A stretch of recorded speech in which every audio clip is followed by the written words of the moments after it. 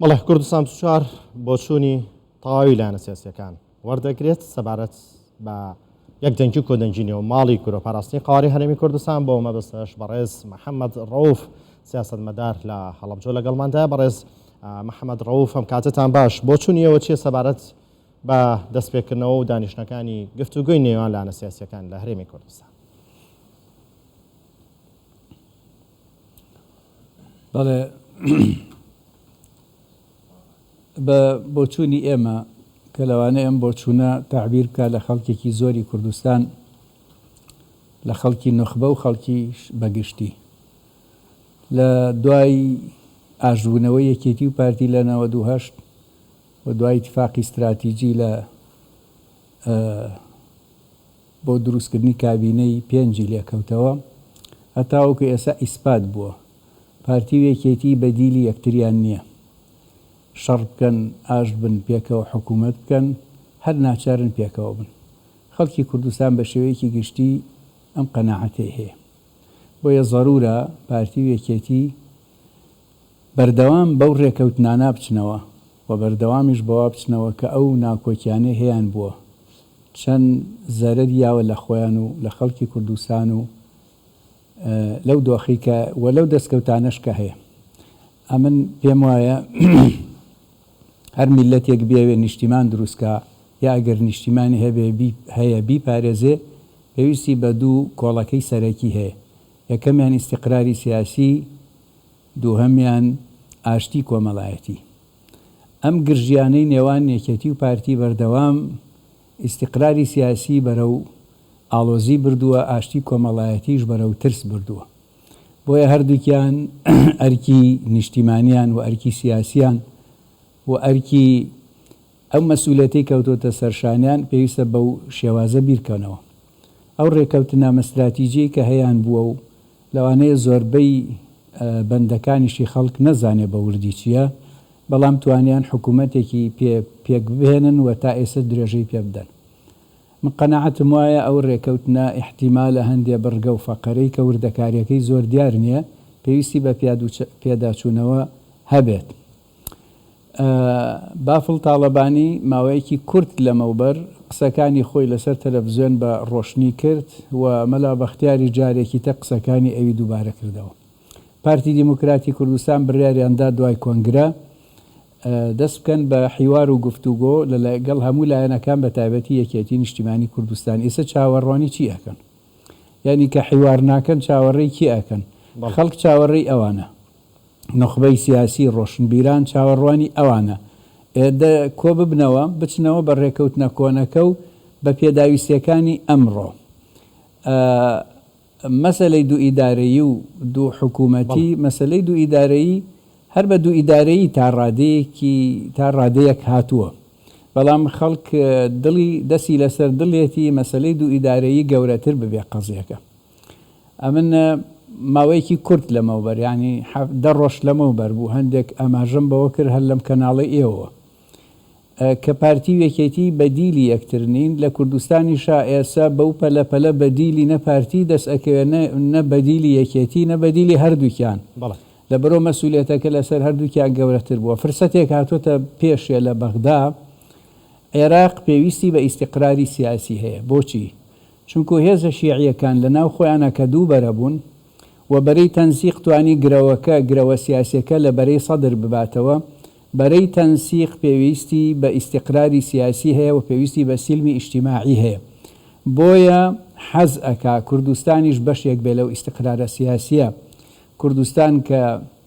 هەردوو هێزی پارتی و یەکێتی وەکو حیزب و وەکو حکومڕان لە کوردستانان ئەم فرسەتە بقۆزنەوە کە بەغا پێویستی بە کوردستان هەیە. لەم حاڵەتە لەوە ناکە زۆر لە بەخاتری ئێمە و چاوی جوانی ئێمە بێ، لە بەخاتری خۆیانە، چونکو هەیئەی تەنسیقکە ئیداری حکومی عێراقەکەن پێویستیان بەکات هەیە هەتا بتوانن بۆ 4 ساڵی ئایندە مسۆگەری کەنەوە کە حکومڕانی لە دەستی ئەوان دەرنەچێت. ئەم فرسەتە بۆ پارتی و یەکێتی گرنگە بیقۆزنەوە بۆ خۆیان، بۆ حکوومەت، بۆ گەلی کوردستان، بۆ پاراستنی دەستکەوتەکان نا،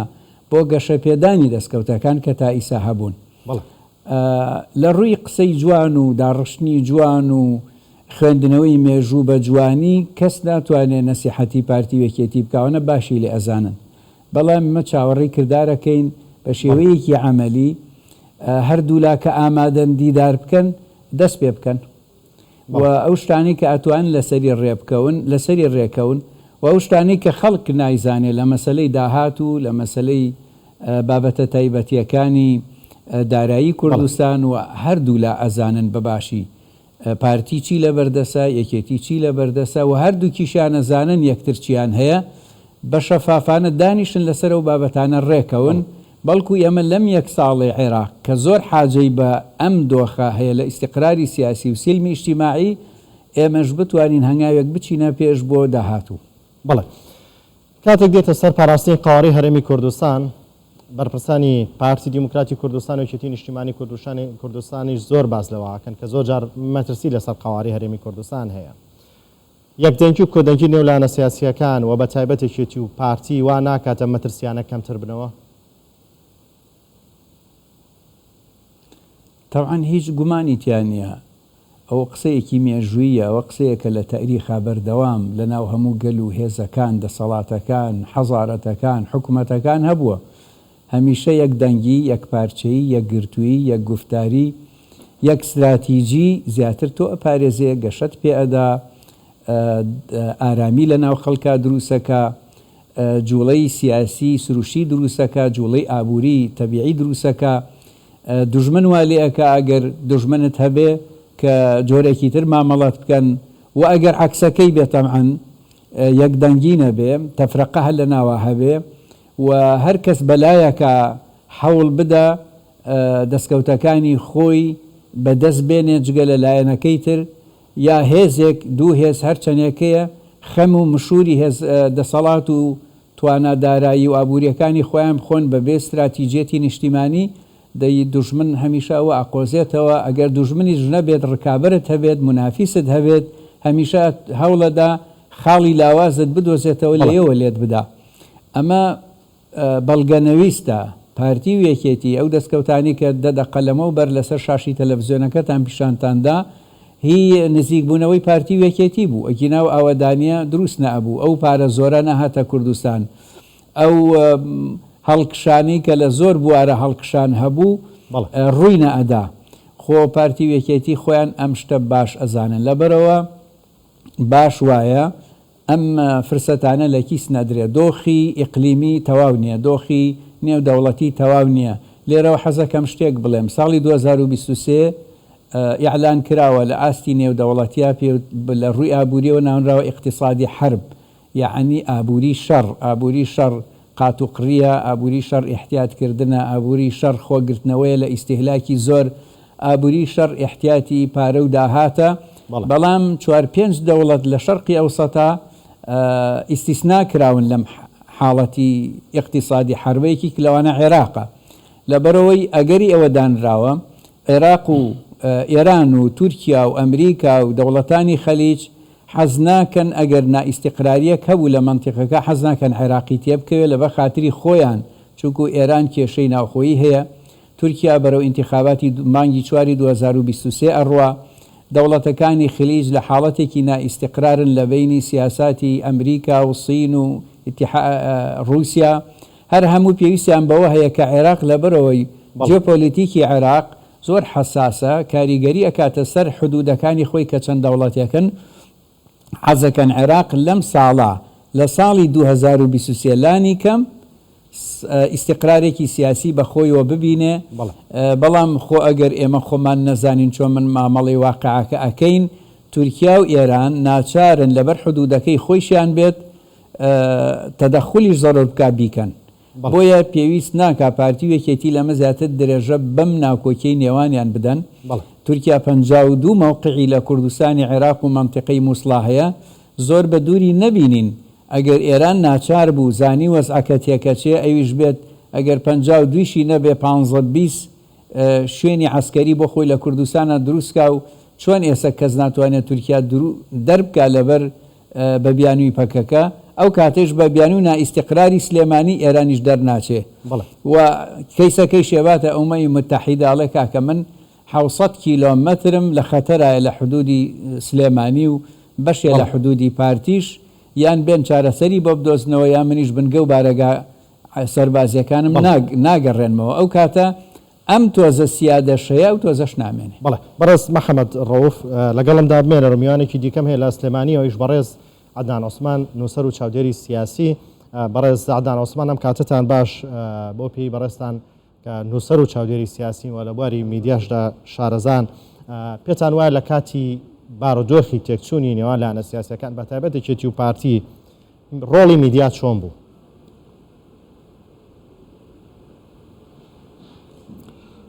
سپاس ئەم کاتان باش ساوڕێزم هەیە. ڕۆڵی میدیا لە کوردستانە بەو حکومەی کە هەردوو حزبەکە بۆ خۆیان میدیایەکی بەهێز و بە قوتیان هەیە، چ میدیایەکی ڕسمی و چ میدیای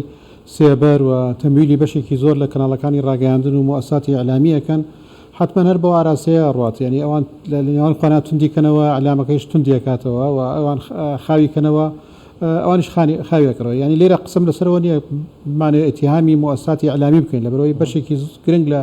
دامەزراوە ڕاگەیاندنەکان لە کوردستانە بەداخەوە دامەزراوەیەکن کە من قسم لەسەر دامەزراوە ڕسمیەکان نییە کە دیارە ئەوەیش هەر لە بودجێ گشتی تەمویل دەکرێت و مەفروض وایە با بڵێن زمان حاڵی کۆی هەرێمەکە بێت نەک حزبێکی دیاریکراو لە هەرێمەکە، بەڵام بەرحاڵ دامەزراوەی تریش کە دروست کراوە دامەزراوەی سێبەر یان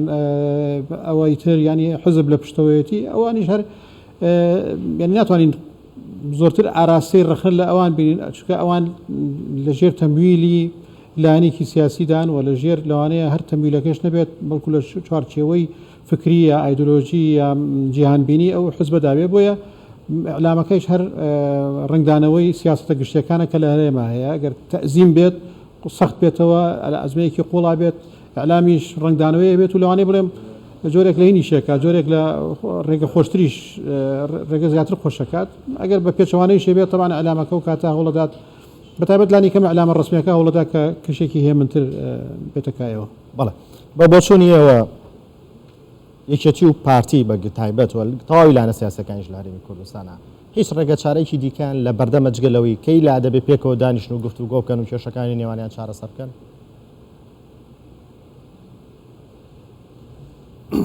هەروای شەکەن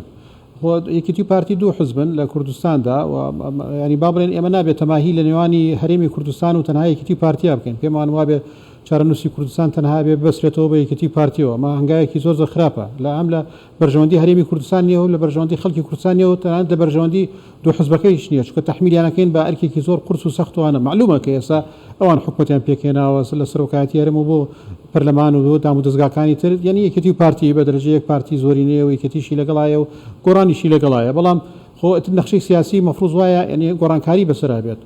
یەکێتی و پارتی جگەل ینی شەراکەتێکی دوور و درێژیان هەیە طبعاً باس لە ڕێکەوتنی استراتیجیەکرێ ڕاستەکەی شتێک نەبووە لە بینی یەکێتی پارتیە ناوی ڕێکەوتنی استراتیژی نووسراوە ئیمزاکراوانە بێ، یعنی زۆر جا باسەکرێ بۆ مناڵی کاکنۆشیروان ڕۆڵی هەبووە لە دانانی ئەو ڕێکەوتنە ئێمە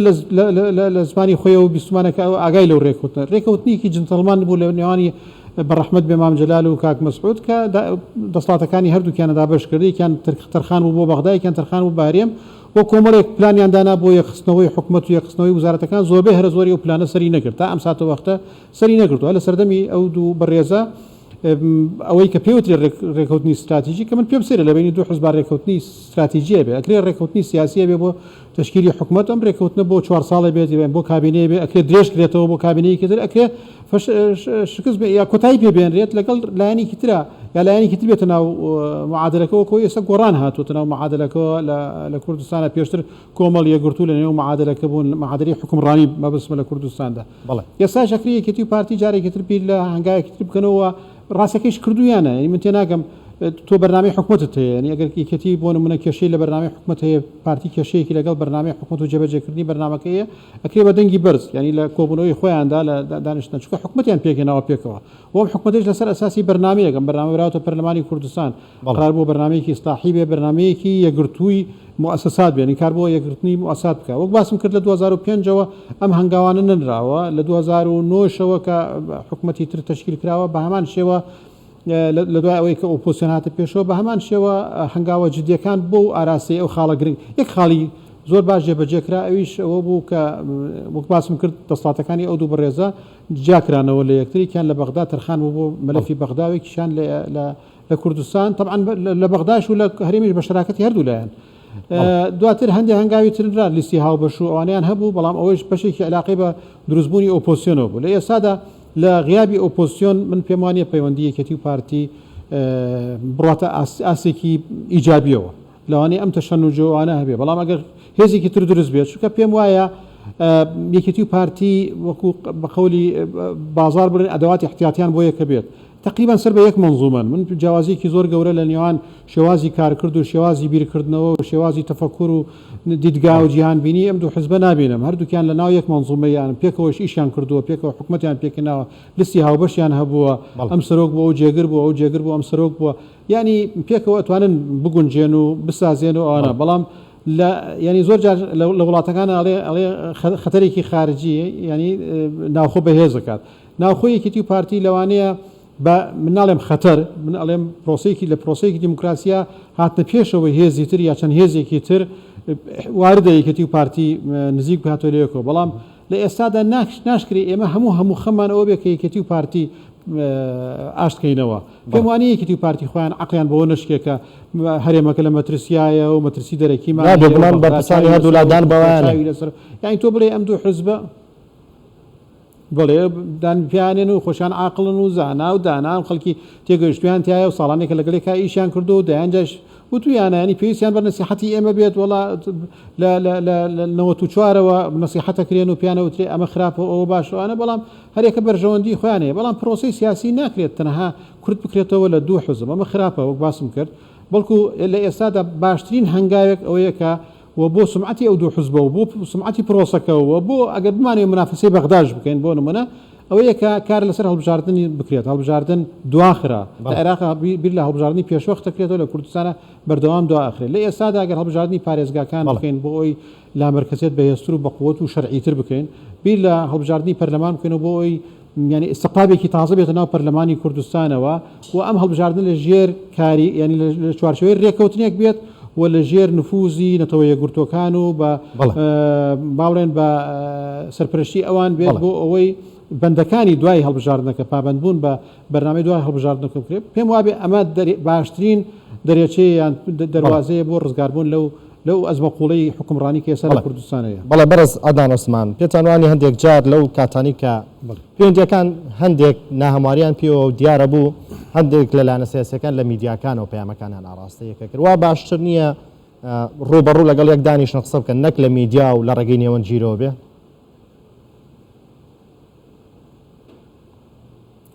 والله جاب ئێستا وەزعی میدیا وای لاتوە کە ینی بچووکترین حرکات و سەکەناتی هەموو لایەنە سیاسیەکان لە میدیایە و خەڵک ئاگاداری و ئەوش بەشێکە لە شەفافێت ینی خەڵکی کوردستان ئاگادار بێت لە ناڕازەکان نازم من بخۆم بۆکو چاودێرێکی سیاسی وەکو ئەوی کە متابعی ئەحداسەکانم هێشتا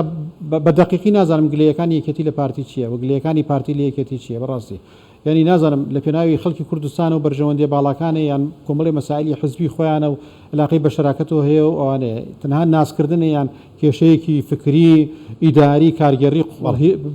یا دنیابینیەکی جیاوازە کە یەکێتی هەیەی و پارتی پێچەوانەکەی ئەکات بەڵام دوجار ئەم دوو حزبە لە پەرلەمانە پێکەوەن سەرۆکایەتی پەرلەمانیان دابش کردووە لە حکوومەتە پێکەوەن سەرۆکایەتی حکوومەتیان دابش کردووە لە سەرۆکایەتی هەرێمە پێکەون و دابشیان کردووە مەفروض وایە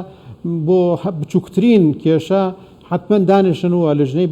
باڵای گفتوگۆیان هەبێت و لە ژنەی فەرعیان هەبێ بۆ چارەسەرکردنی بۆ نمونە مەسائل ئەمنیەکان مەسەلە کارگەڕەکان مەسەلە استراتیژیەکان مەسەلە سیاسیەکان مۆزوعی نەوت مۆزوعی دارایی هەموو ئەمانە لە ژنەی تریان هەبێت کە ئەمە پاڵپشتێک بێ بۆ تیمە حکوومەتەکەی طبعا من لە واردی ئەوانیم کە نەسیحەتی ئەم دوو حزبەکەم وەک باسم کرد هەم خۆیان ماشەڵڵا خەڵکی خەبیر و ئەوانیان هەیە و دام و دەستگا و ئەوانیان هەیە بەڵام ئوسولی حکومڕانیەکە ئەوەیە بەتایبەت دوو حزب کە تەحالفەکە بۆ پێکەنانی حکوومەت مەفروض وایە لە ژنەیەکی باڵایان هەبێ بۆ چارەسەرکردنی هەر کێشەیە کە دێتە پێشەوە مەفروض وایە تیمەکانیان ڕۆڵیان هەبێت ینی تیمی ناکرێت تیمی پەرلەمانی متەلاقی بێت ناکرێت تیمی حکوومەتی متەلاقی بێت ینی ئیلا لە دەرەوەی ئەم تیمە دەستگایەکی تر هەبێت وانە مەفروض وایە ئەم دوو تیمە تیمی پەرلەمان و تیمی حکوومەت خۆیان بڕیاردەر بن لەوەی کە کێشەکان چییە دەست بخەنە سەر کێشەکان و بیر لە چارەسەرکردن و ئەوانەی بکەنەوە یا بیر لە ڕێکەوتێکی تازە بکەنەوە لە نێوان یەکێتی و پارتی ئەگەر پارتی پێی وایە ئێستا هێزی زۆرینەیە لە کوردستانە و مەفروض وایە تعاملی هێزی یەکەم بکات و لایەنەکانی تریش بە فەلەکی ئەوە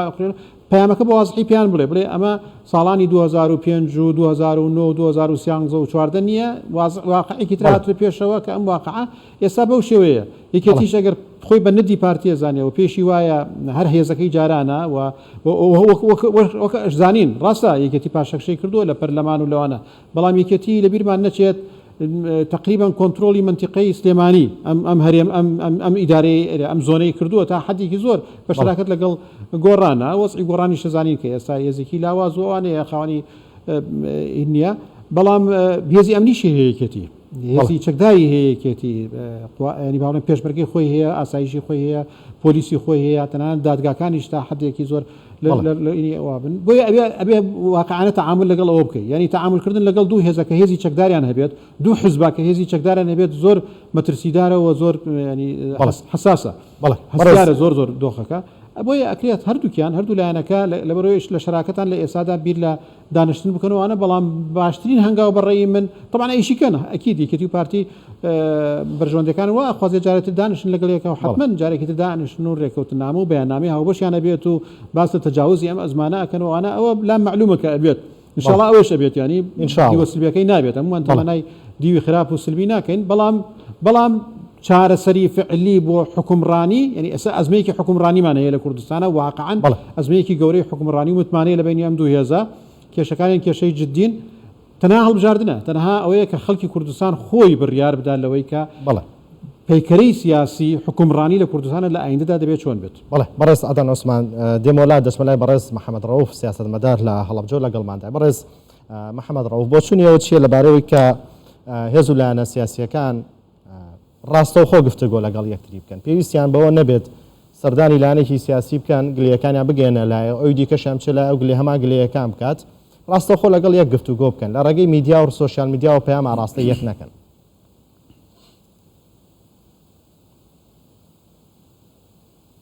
بەڵێ بەنسبەت ئەوەی کە میانجیگیر هەبێت لە بینی دوو هێزە جا ئەم دوو هێزە لێرە پارتی و یەکێتی بن لە وڵاتێکی تر بن هەندێک جار علاقی بینە و دوو هێزە حتا ئەگەر حساسیەتی نەفسی و شخصیش بێت ئەگاتە ئاستی قفڵبوون پێویستیان بە خەڵکێکەیە قسە لە بینیانە بکات ئیتر ئەو خەڵکە ئەکرێ نخبەی وڵاتەکە بێ وەکو ئێمە ئیسا قسەی خێرەکەین من و کاک عەدنان ئەکرێ هێزی تر بن جاری وایە هێزی ئیقلیمی نێودەوڵەتیە پێویست بەوە ئەکا ئەو قفڵبوونە یا ئەو جامبوونە بکرێتەوە بەڵام بەڕاستی پارتی و یەکێتی وەکو کاک عەدنانی ژوتیمیش پێشتر ئیشارەتم پێکرد لە ئەوەی کامل دۆخە چۆن باشە بێ و چۆن چارەسەرەکرێ خۆیان حەکیمیان زۆرە لەو بابەتە خوێنەواری باشیان هەیە هەموویشان ئەزموندارن بەڵام من ئاماژە بە شتێکی ترەکەم کاک عەدنان باسی لێوە کرد ئەم دۆخە وا باشە ظاهیرەن هەر پارتی و یەکێتی نییە معارەزەش قفڵ بووە وەزعەکە بە شێوەیەکی گشتی جام بووە بێ معلوماتیەکی زۆر هەیە لەسەر دۆخی ئابووری و دارایی هەرێم ناتەباییەکی زۆر هەیە لە بینی هێزەکانی هێزە سیاسیەکانی هەرێمە مەسەلەی هەڵبژاردن بابەتێکە ئەتوانین بڵێن جۆرێکە لە کلیل بۆ چاکردنیش نەبێ بۆ تۆزێک ڕەواندنەوەی هەندێک لەم گرژی و قفڵبوونانەی کوردستان ئێستا کە ئەگەر هەڵبژاردن کرا بەو ڕوئیەوە بکرێت هەم پارتی و یەکێتی زیاتر شەفابن لەگەڵ یەکتر لە حکومڕانی کوردستانە و هەم هێزە سیاسیەکانی تر کە هەندێکیان معارەزەن و هەندێکیشیان هەر خەریکی کاروباری خۆیانن بە ڕوئیەیەکی تر بەشداری انتخابات بکەن و بە ڕوئیەیەکی تر بەشداری حکومڕانی کوردستان بکەن ئەگەر هێزەکانی تر بەشدار بن لە حکومڕانی کوردستانە کەم بێ یا زۆر بێ لەوانەیە جۆرێ لە کاریگەری هەبێ جا لە پەرلەمان و لە حکوومەتی هەرێمی ئایندە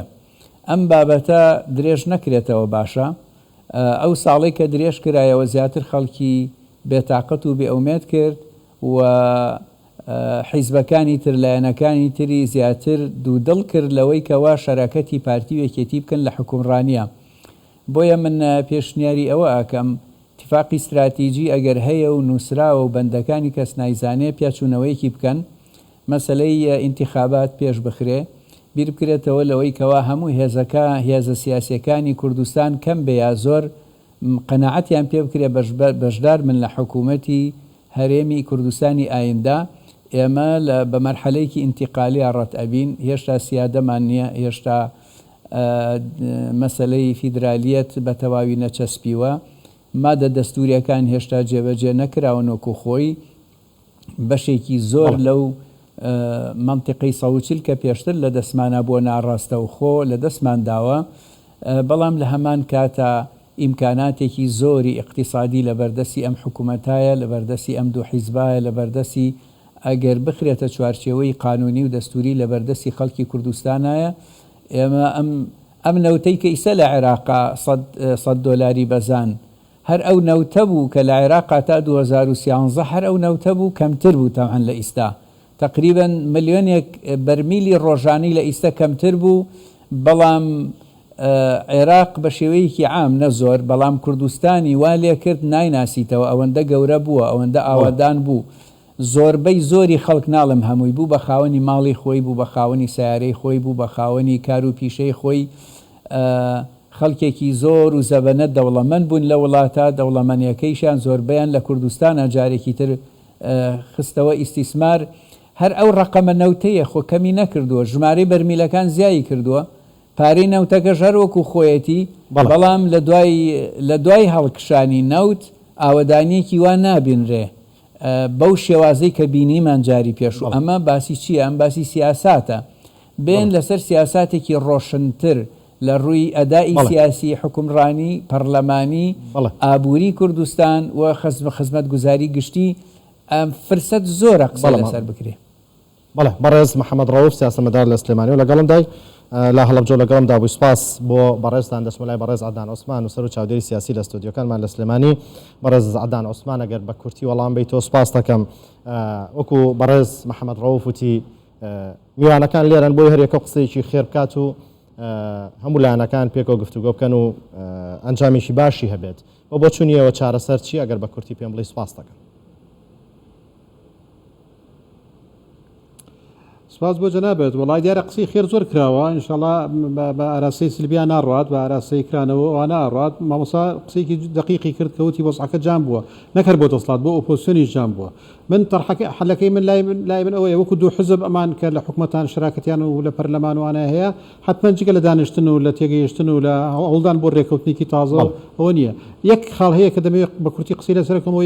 پارتی دەبێت تێبگات لەوەی واقعی یەکێتی گۆڕاوە یەکێتی ئێستا کۆمەڵی گەنجی جیاواز کە پێشتر لەوانەیە کەمتر لە نێو گفتوگۆکان و حیوارەتەکانەوەوانە ئەوە بێتن ئێستا قیادەی یەکێتیەکەن و با بڵێن ئامر و ناهی ناو یەکێتی ئەوانن پێشتر کەسایەتی وەکو کاک کۆسرەت کاک مەلا بەختیار کاک حاکم قادر کاک فلان و بەڕێزانەی تری بوون لە ئێستادا یەکێتی زۆرتر کاک پاڤڵ و ئەو کۆمەڵە گەنجێک کە لەگەڵایەتن دەکەن یەکێت پارتی دەبێت لەم واقعە تازە و لەم گۆڕانکاری کە ناو یەکێتیە ڕوویداوە تێبگات و لە موقعیت و مەکانەتی ئەم بەڕێزانەی تازە تێبگاتوە گفتوگەکان لەسەر بنەمای تێگەیشتنی ئەوە بێت بەڵام بەدیوی تر بۆ هەرێمی کوردستان و بۆ چوارچێوە بەرژەوەندەکانی هەرێمی کوردستان من پێم وایە دەبێ هەڵبژاردن بکرێت و دەبێت بە زووترین کات هەڵبژاردن بکرێت بەڵام پێشوەختیش وەکوی مامۆستا فەرمووی کە وەزعەکە جام بۆ نەکرد بۆ دەسڵات بۆ ئۆپۆزیسیۆن و بۆ لایەنەکانی تر پێویستەکان نوخبەکانی تر ئەو نوخبانەی کە پێشتر لە یەکێتی بوون یان لە گۆڕان بوون یان لە دەرەوەی ئەوانە بوون و لە حزبەکانی تر و ئەوانە هەمویان بیر لەوە بکەنەوە کە نخبەکانیش نخبەی سیاسی لە کوردستانە دەبێت بە ئارایشێکی تر بە شێوازێکی تر بێنە پێشەوە و حزورێکی گەورەتریشیان هەبێت بەتایبەت لە هەڵبژاردننی داهاتوە ئەگەر هەڵبژاردنەکە هەر دووبارەکردنەوەی هەر ئەو ئفرازاتانە بێت کە لە 2010 و لە 2000 ئەوانە بووە ڕاستەکەی گۆڕانکاریکی گەورە نابێتەوە جارێکی تر ڕوبەڕووی بایکۆتێکی گەورە ئەمینەوە ئەوش هەر بۆ خۆی هەڵوێستێکی سیاسیە بەرامبەر بە دوو حزبی دەسڵاتدار بەڵام ئەگەر بیر لەوە بکرێتەوە نخبەی سیاسی بێت و ئەو حاڵەتە سلبیەی ئێستاکە کە هەیە دوورە پەرێزیەک جۆرێک یاد تەرەدود و ئەوانە ئەوە وەلانێن و هەر هەمویان بێنە پێشەوە استقطابێکی تازە یا چەند استقطابێکی تازە لە کوردستانە چەند هێزێکی تری انتخاباتی دروست بکرێت پێم وایە ئەوە گرنگە بۆ معادلەی سیاسی بۆ معادلەی دیموکراسی و حکومڕانی لە کوردستانە بەڵێ بەڕێز عەدنان عوسمان هەرێمەکەدا نووسەر و چاودێری سیاسی لە سلێمانیەوە میوانمان بووی سپاس بۆ بەشداری و شرۆڤەکانتان